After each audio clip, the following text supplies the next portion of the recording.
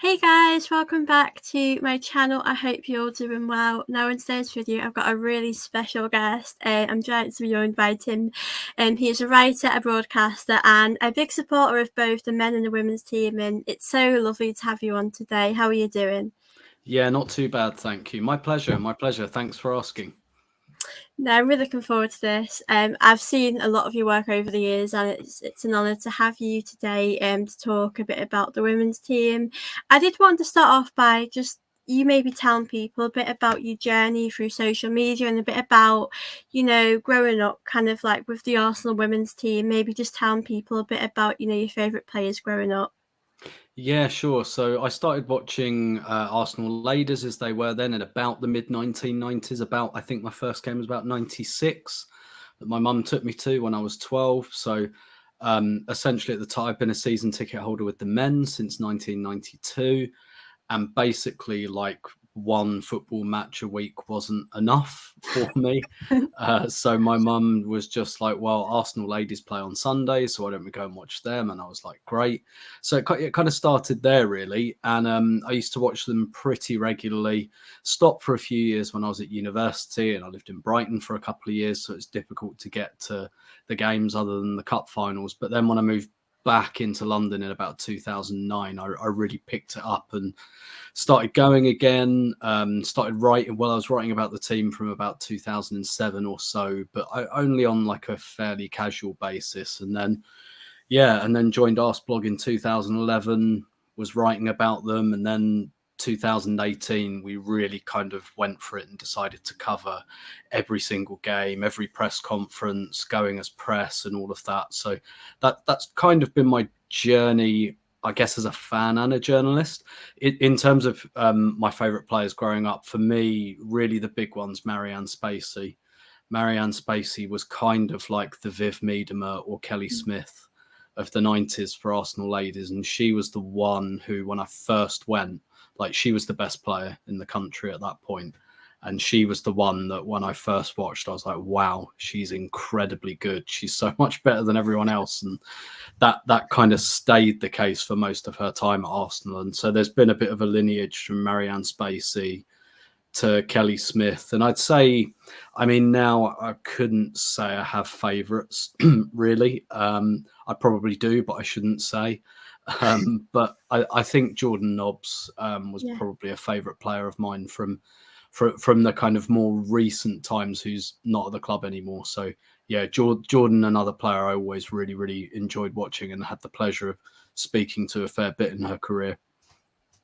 I love that story. There's just so many to pick from. Like for me, if you ask me now who's my favourite, it's hard to name one because there's so many lovely players from the group like I admire and respect. And like with Jordan Nobbs, I think she's like a fan favourite. She's been 8 years at Arsenal, and I think when she left, we felt it quite hard. And I think, yeah, over the years we've had some amazing players, and a lot of people know the obvious like Kelly Smith, Alex Scott, but there's also others that probably don't get that credit they deserve. So I think for me it's lovely to hear your story. But I did want to ask you a bit about, the upcoming season now. We have recruited, we've brought in the 5 players, and we've obviously Alessia Russo was for me probably my favourite signings we brought in.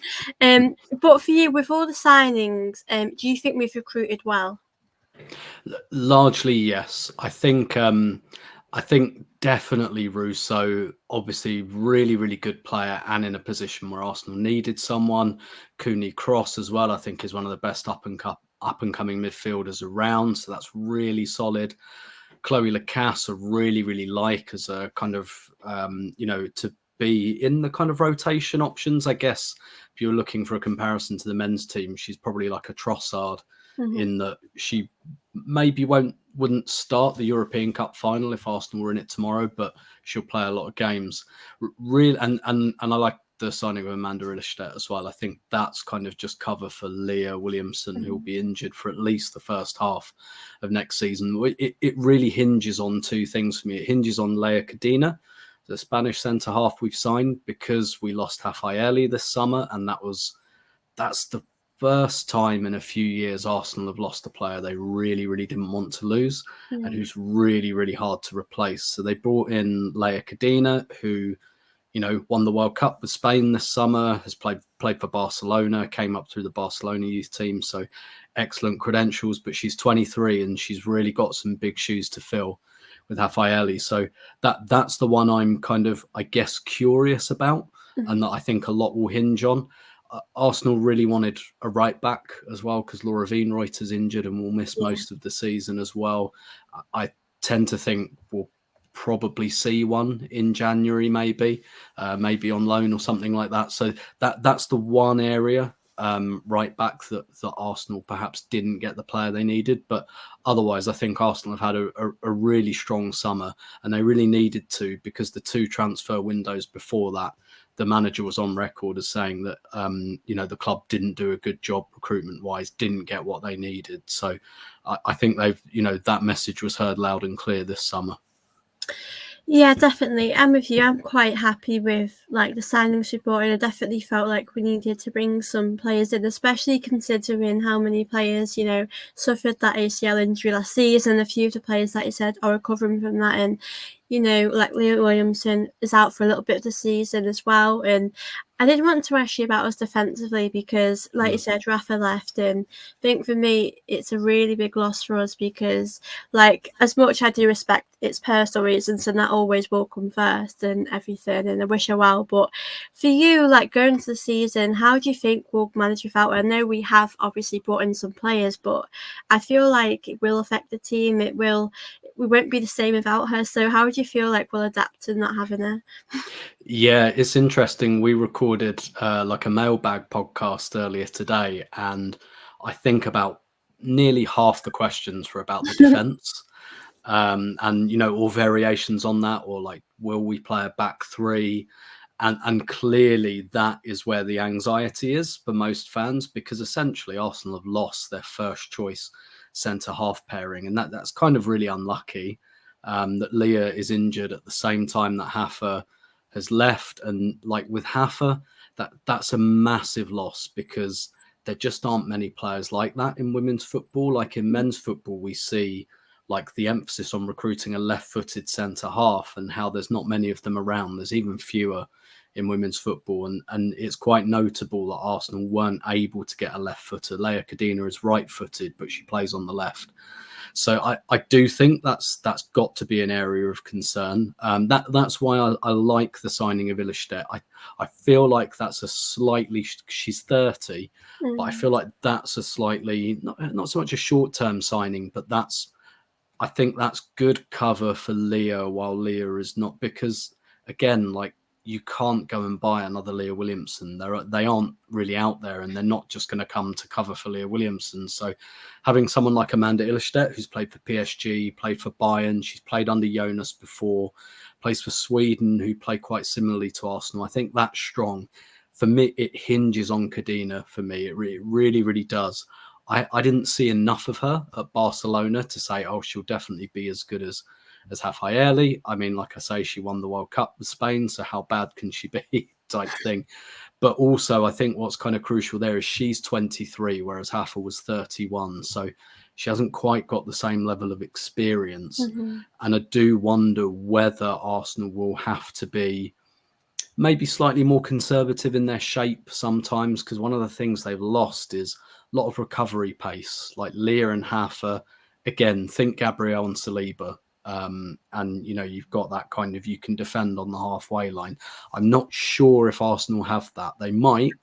I'm not as sure though. So that for me is like the entire question. I think everywhere else in the squad looks really, really strong, really good, perfectly capable of challenging for and winning the league. That's where the question mark is at centre half. And I'm not surprised you've asked me that, because lots of people have asked that. And I think also on the back of conceding 3 goals Mm. against Paris in the Champions League, albeit I think 2 of them were slightly fluky goals. Like that's definitely where the concern is. And I think that's definitely where Arsenal are going to have to be just a bit careful, at least at first, at the beginning of the season. Yeah, and I think, you know, Rafa and Leah, they had they had for me this Gabrielle and Saliba partnership. I feel like they were just like them, and it's like Gabrielle Saliba leaving Arsenal. Like it is obviously a shame because I feel like even as well defensively she's great, but as well she's great at scoring goals for us as well. Yeah. So that will be missed. And I think with Leah, I feel like when she's back, we just seem like such a better team, and she is a very important player for us. So hopefully she'll be back soon. And I think for me, like if I look at players we have attacking wise, like in the midfield, up front, I feel really comfortable and I feel quite confident that we'll do well. It's just for me, defensively is probably like a lot of fans like me have their doubts because we have got knocked out of the Champions League and we are playing Liverpool, and I do expect us to win because it's at home. We've got a big crowd, Yeah. nearly 50,000, which is amazing. And I just expect us to win, but I also know that the WSL does get more competitive each year. And obviously, talking about the league, we are, out of the Champions League now. And obviously, when it happened, I'm sure you're devastated like me. It was a big shock. But Mhm. do you think that gives us the opportunity to have more game time and go for like the league and like other competitions a bit more? Yeah, 100% it does, and I think it does put a bit more pressure on Hmm. Arsenal to deliver domestically because of that disappointment. But also, I mean, the thing is, we for the first half of the season we do have the same amount of games because we now go into the Conti Cup group stage, albeit Arsenal will not play a full strength team. I'm pretty sure in those games, so they will rotate heavily. For viewers who don't know, that's the women's equivalent of the League Cup, and there's a group stage, and it will be a League Cup kind of lineup. Where it will and should give Arsenal an advantage is the second half of the season, because whatever happens now, like the Conti Cup finishes in March, and so essentially April and May are pretty clear. Even if Arsenal progress in the FA Cup, which we hope they will, that's Hmm. semi-final and final, and you won't have what Arsenal had last season with that run to the Champions League semi-final, which was great. But obviously, it means you're playing every 3 days, turning around 3 times a week. Arsenal aren't going to have that in April and May, and that's going to be really, really important because Chelsea have at least got the Champions League group stages where they'll have to play a kind of full team. If they keep progressing in that, they'll get onto that treadmill of playing 3 times a week, while Arsenal will be quite clear. So I think it has to be used as an advantage. I also think there are some young players in the squad, like Gio, like Hmm. Catherine Cool, who could probably do with some minutes. And actually, the Conti Cup gives Arsenal more of an opportunity to do that and perhaps give some of those squad players a bit more game time. So I think it does potentially give Arsenal an advantage. And I think the expectation from the fans is very much that the domestic season has to look really good now.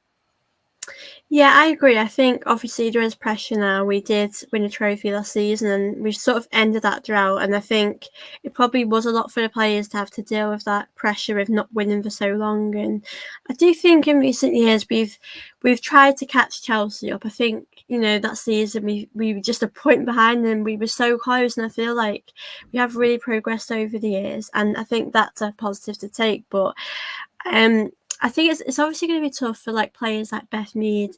I did want to talk about that as well because Mm.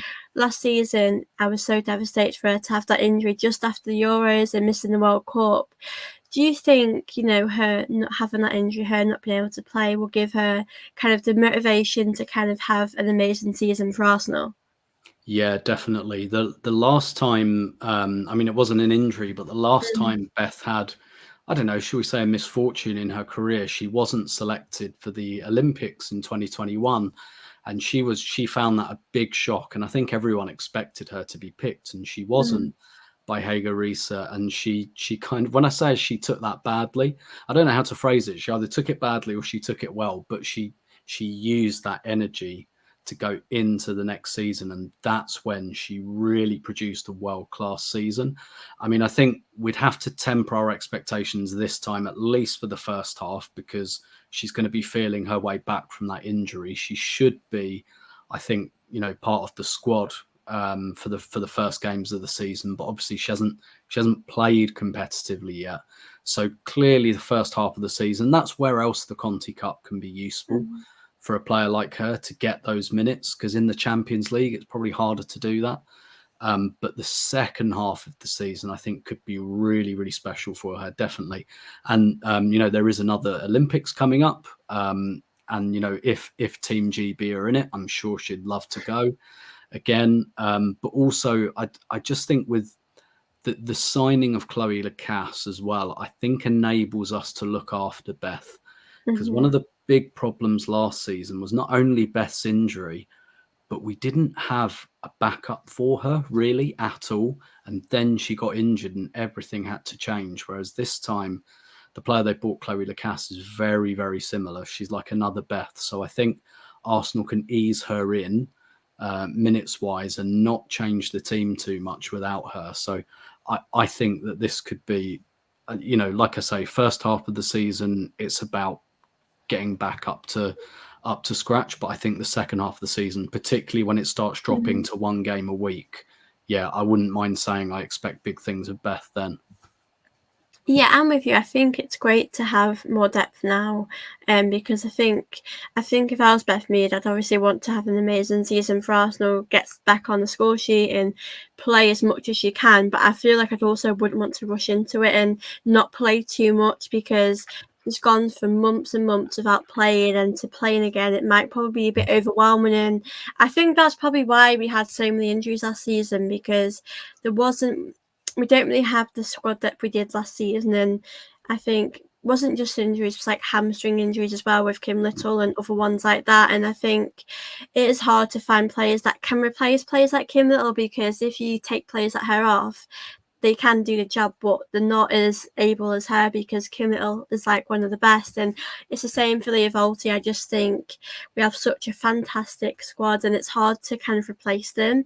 And I think this season is going to be really good as well. And I think with Alessia Russo, I think for me, it gives you that option. I don't think you could not play her in the starting 11. I think she's got to be in there. But for you, for Alessia Russo, obviously she came from United. I know she did want Champions League football at Arsenal this season. Unfortunately, it just wasn't meant to be. But do you expect her to have a big season at Arsenal?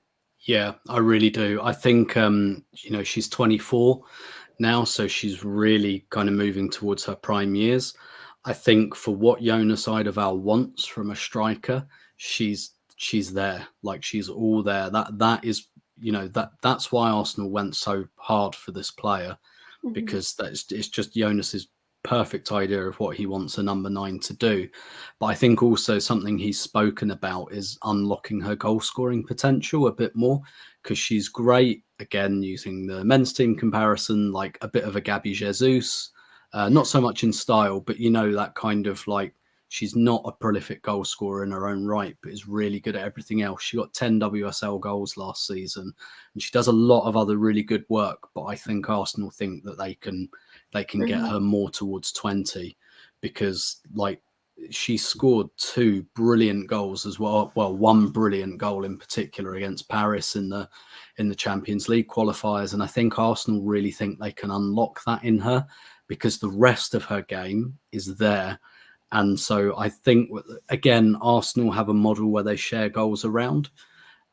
So they really want, particularly the front 4, to really share goals around, so that they're not looking at like a Bunny Shaw type situation where they're just expecting one player to score all their goals. But I really think she can do better than 10 goals. I think if, fitness permitting, she will be really unlocked in this team. So I think it's going to be a mutually really beneficial move, because Arsenal needed someone else there, because they really only had one striker last season in Stina Blackstenius. I think clearly she's going to have to cope with the expectation as well, because this was there's a lot of interest in this transfer. There's a lot of stories about how much she's being paid and all of that. Clearly, Manchester United fans are pretty unhappy that she's come to a rival, and that's going to create its own pressures. Arsenal's second game of the season is away at United, so there's a lot of people gunning for her. There's a lot of people who want to see her fail as well. So she's going to have to put up with that, but I don't anticipate that'll be an issue for her. Yeah, definitely. I think it was a very big move for her personally. Like, I never actually thought it would happen. I think for me, it was to me a dream signing. And obviously, when we went for her in January, I was thinking, like, imagine if we got her. The thought of that makes me so happy because, especially for the Euros, I feel like she just scored some incredible goals, like that back heel, and in the World Cup. She really was one of our most important players, and I think it's lovely to have her at Arsenal. But like you said, there is that pressure on her because I think for me, going into the season, obviously depending on how much she plays, I probably do expect her to score around 15 goals. I think Mhm. 20 is a lot for her. Obviously it's her first season at Arsenal, and I just think it'd be great to have her. But I think the expectation is on her now because we've seen what she can do at Man United, and I do think we have the quality here as well. And she's obviously played with Leah Williams and Beth Mead and a few others in the England team, so they've got that connection on the pitch as well, which is great. So I feel like for me, I think she'll have a good season too. And I did want to also talk about Mary Earps because we Mhm. know what a great player she is for club and country, and she has been heavily linked to us for maybe coming in the summer. I know she is looking like she's going to stay at United maybe until January or maybe for the future. But we know Sinsberger as well has signed a 1-year contract, I think, and she's going to be here for the season as well. We know Sinsberger, actually. I respect her and I think she's done a lot for us. But would you like Mary Earps to come in to Arsenal and challenge Sinsberger? So I think they made the bit. So I kind of listen. Arsenal never want any transfer stories out there. That I think they really didn't want this one out there. I think they wanted this to be quite quiet and discreet, not least because of the Mhm. Russo transfer, and there was a lot of noise around that. And clearly that can make relationships between clubs Yeah, kind of difficult. I really think Arsenal were probably putting out the fishing rod for next summer because yeah, next summer Zinsberger's Arsenal contract is up. I don't know this for sure, but she got married over the summer and her yeah. wife lives in Germany, so maybe she wants to go back there. I don't know that for sure, but she has 1 year left on her contract. She had an option for an extra year, which was triggered, Mhm, and I'm not certain it was her that triggered it. I think it might have been the club. I don't really know on that.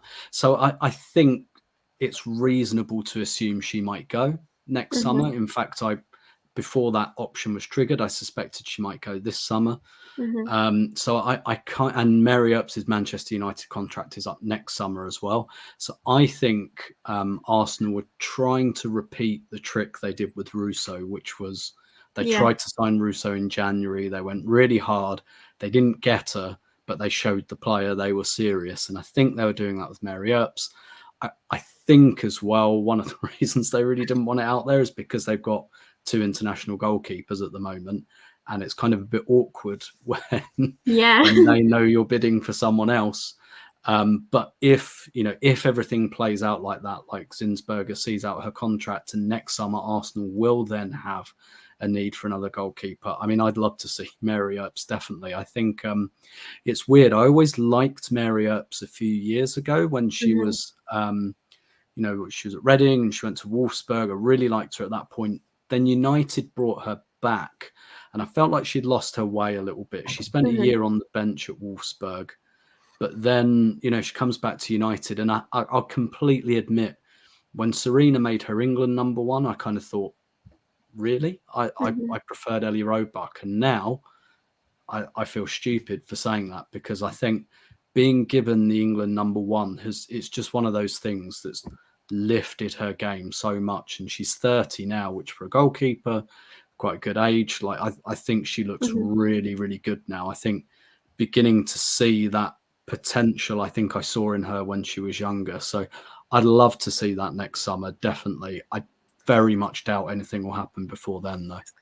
Yeah, I think it would be so lovely to have her at Arsenal, but I think, I know she does care a lot about United, and yeah, I think it's actually nice to see it from an outside point of view, not like as an Arsenal fan, but it's nice to see that she's really happy in her career because there were times a few years ago where she thought about quitting it. I thought about leaving it because it Mhm. wasn't working out for her. And I think I'm with you. I think Roebuck was that goalkeeper for me that I did think would be England starter for a little while. And it's kind of nice to see that, she's got that chance. Serena's believed in her, and it's nice to see her have such a great career right now. And I do think 30, she's at that age where I do think in the next year or two that she probably will want to move clubs, go to somewhere and win something. I think possibly she might want to change that. And I think I'm with you. I think Arsenal were doing it to be a bit cheeky and not expecting her to come this season, because I think Zinsberger, I think over the time she's been here, I do think she's been quite reliable. I think she's improved a lot actually in her confidence. And we do also have Sabrina as well. And when she played against Man City last season, I thought she had a great game as well. So for you with Sabrina, do you see her as more as like a second choice goalkeeper, or more as someone that could compete for that role in the first team? Yeah, it's really interesting this, because Sabrina D'Angelo came in January, and Jonas kind of fell into a bit of a rotation between the Mm-hmm. two. Zinsberger still gets more games, but he does play. You mentioned she played against Manchester City. Like, D'Angelo does get games and big games as well, and the main thinking behind that is that Zinsberger and D'Angelo are very different. So Zinsberger's kind of decent shot stopper, excellent short distribution, like could be a midfielder type thing, whereas Sabrina D'Angelo is much more proactive off her line, has a really big throw, really good at long kicking, which perhaps Zinsberger isn't as good at. So Mm-hmm. like, they're complete opposites, and the way Jonas has been doing it is depending on the kind of the opponent. But I'd be really interested to see whether that survives this season, Mm-hmm. or whether he has a clearer number one in mind, or whether as Zinsberger's contract winds down, maybe there'll be a phasing out. I don't really know.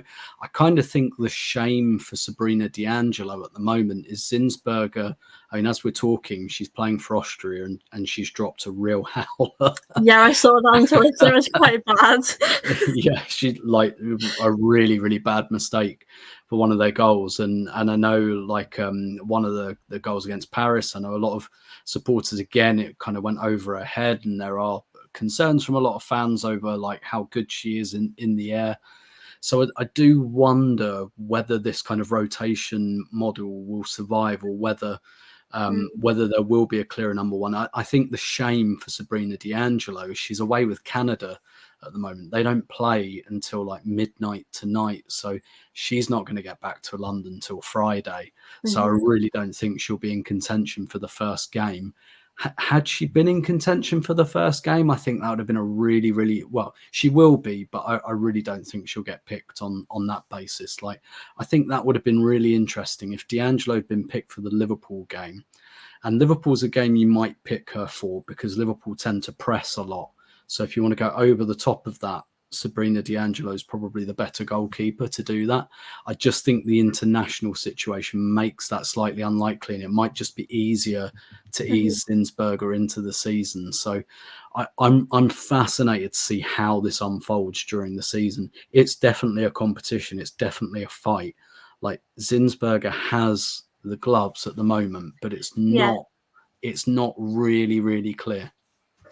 Yeah, I'm quite excited to see how it goes, because I remember when she did play against Man City, I felt like she made some really good saves, and I think if I was doing this, I probably would give her more chances. And I think I think with Sinsberg, I feel like she is a good goalkeeper, and there's no doubt she has improved over the years. But I just think some goals, like the one I saw before online, is the one you would expect her to save. But I do really think she makes some incredible saves, and I think she's a really good goalkeeper. But I definitely expect over maybe the season, in the league as well, for maybe Sabrina to come in and have some game time, because I kind of think she deserves it. And I'm with you. I think this will be Mana's last season, because I think, like I said, I just think she's had a great time here. She won something last season, and I just think she's probably ready now to move on. But I'm really looking forward to seeing the competitiveness with them too. And I'm like you, I think if Sabrina had more,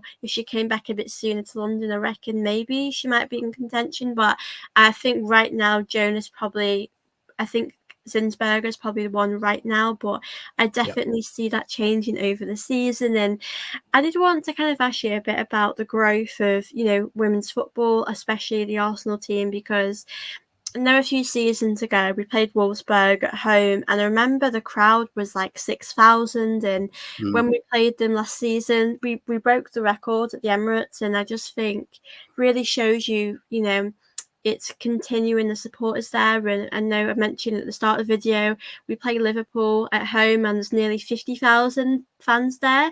So for you, do you see this keep growing and keep happening over the next few years?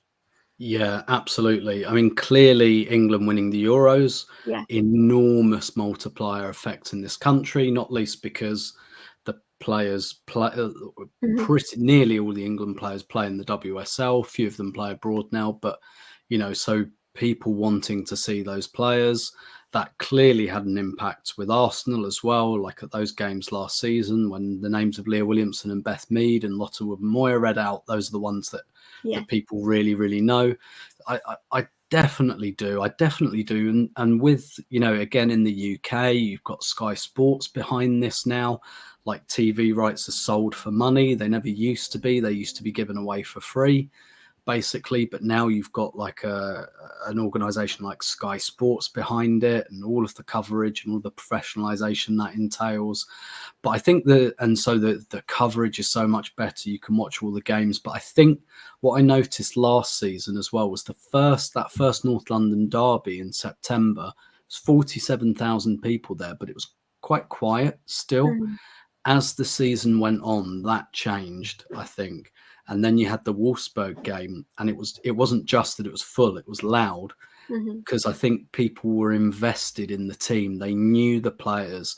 They knew, like, people. You need that familiarity. You need to know that, like against Wolfsburg, when Jen Beattie goes up front, everyone knows that Jen Beattie does well. She did when she was younger, but that's a centre half going up. Like, people know what's going on, and they follow like the characters and become invested in the players, and they know that Katie McCabe likes a tackle, and they know all this stuff, and you start to really invest in the players, both as footballers and as people, and you start to care about them. And that's what's been missing for a while, because we were at a stage before that Mm-hmm. where for the odd England game or something, you could get a big crowd, but people wouldn't, they'd go and they wouldn't really know anyone or anything about the game, and they'd kind of sit and watch it in a bit of silence or looking at their phones. Whereas now people turn up and they know these players. And I think just as impressive as the kind of the big crowds is Meadow Park.